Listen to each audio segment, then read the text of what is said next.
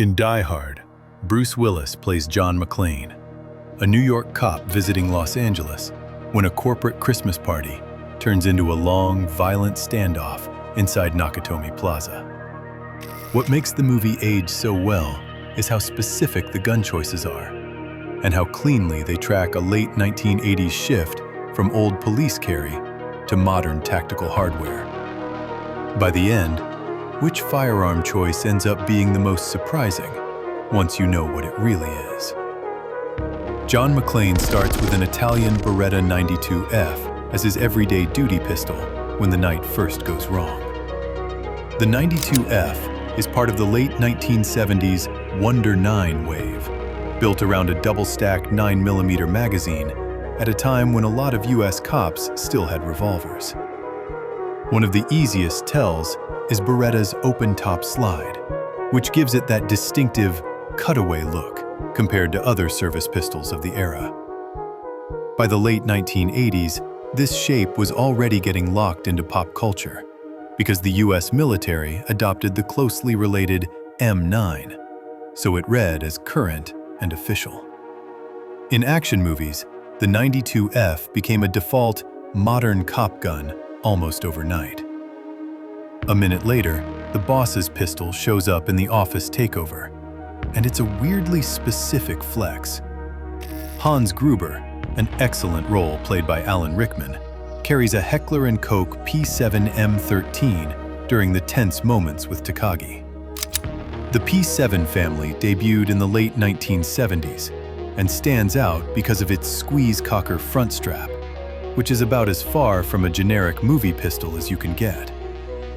The M13 variant was created to increase capacity, and that was a huge early 80s pressure point as agencies moved away from six-shot revolvers.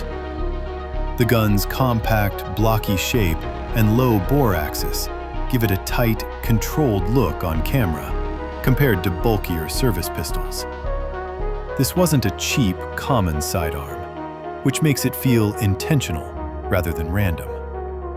You'll spot a much smaller classic pistol during the quiet control phase, and its reputation does most of the talking.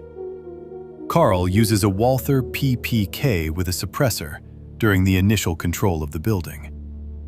The PPK is an early 20th century compact blowback pistol built around concealment, not long firefights. Its short slide and fixed barrel give it that instantly recognizable classic European profile. In real-world use, it's known for being snappy for its size, which is part of the trade-off for making it compact and carryable. On screen, though, its biggest feature is cultural.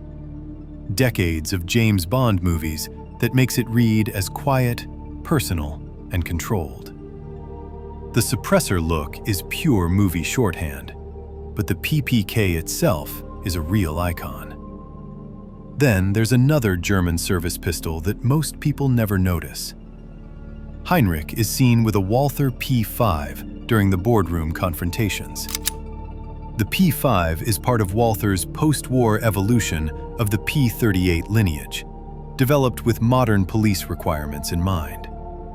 It's the kind of gun that's not famous with general audiences, which is exactly why it's interesting here. It's a realistic European service pistol pick instead of a Hollywood cliché. The P5 never hit the same cultural level as the PPK, so it tends to slide past viewers unless you're looking for it. That makes it a nice spotter's gun in the lineup. It also reinforces that the crew's weapons weren't just random props thrown together. Right after that, the movie settles into its signature long gun silhouette for the bad guys as a group. While McClane tries to warn the police, Marco suddenly shows up in the boardroom with an MP5-style submachine gun based on the HK-94 platform, making him one of the first armed men you clearly see. The HK-94 is the civilian semi-auto version, and productions commonly dressed it up to match the classic MP5 look. The MP5 design goes back to the 1960s, and built its reputation with military and police units that wanted a compact, controllable, close-quarters gun. By the 1980s, it had basically become the go-to professional gunman gun in movies, partly because real-world specialist units were closely associated with it. The curved magazine, slim handguard, and collapsing stock make it a very distinct movie firearm. Die Hard helped lock that look into action movie DNA for decades. Once the outside response escalates, a very American rifle profile comes into frame, and you can't miss it. When tactical police units arrive, they're armed with M16-style rifles, and its key detail is the silhouette. The carry handle, straight-line stock, and box-shaped magazine are among the most recognizable shapes in firearms history. In late 80s screen language, that profile signals official force has arrived, and the situation has moved beyond routine patrol response. The M16 family also carries a huge cultural footprint from decades of US military use, which is why filmmakers lean on it as a visual shortcut. The next big shift is a rifle that looked downright futuristic to a lot of American viewers in 1988.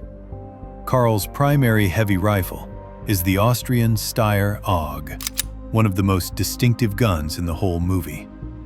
The AUG is a bullpup, meaning the action and magazine sit behind the trigger, letting it stay compact without giving up barrel length. In the 1980s, that layout alone made it look advanced compared to traditional rifle designs.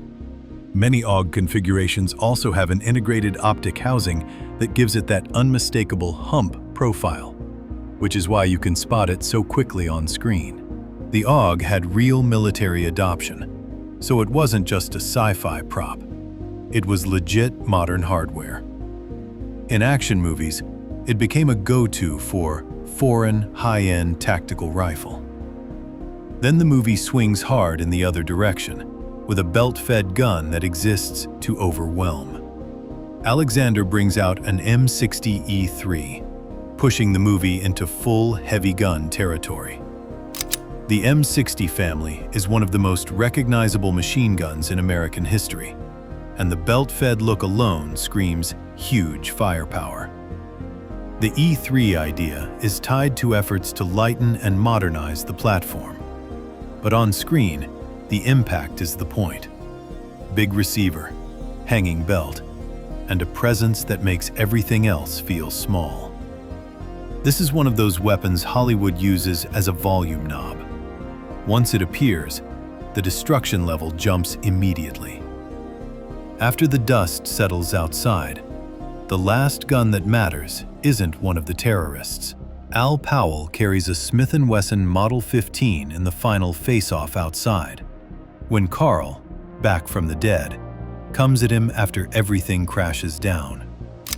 The Model 15 is a K-frame .38 special revolver from the long stretch when American police sidearms were mostly six-shooters, and it's known for being easy to shoot well because of its balance. The adjustable sights are a nice detail, since it shows this wasn't just a bare-bones duty gun. It was made to be accurate. By 1988, lots of departments were switching to semi-autos, but plenty of officers still had revolvers on their belts, so it fits the time perfectly. In a movie packed with sleek European pistols and subguns, this is the most old-school handgun on screen, and it's the one that gets the last, clean moment. The most surprising firearm choice in the movie is Hans Gruber's P7M13, because it's so specific and so far from a generic villain pistol. The MP5-style guns are the movie's biggest cultural footprint, and Die Hard helped bake that look into action cinema for decades. The AUG adds a high-end European edge that still looks distinctive today, while Powell's Model 15 captures the tail end of the classic American police revolver era. Put together, the arsenal isn't just cool. It's a snapshot of a real late 80s turning point in what people carried and what Hollywood wanted you to recognize at a glance.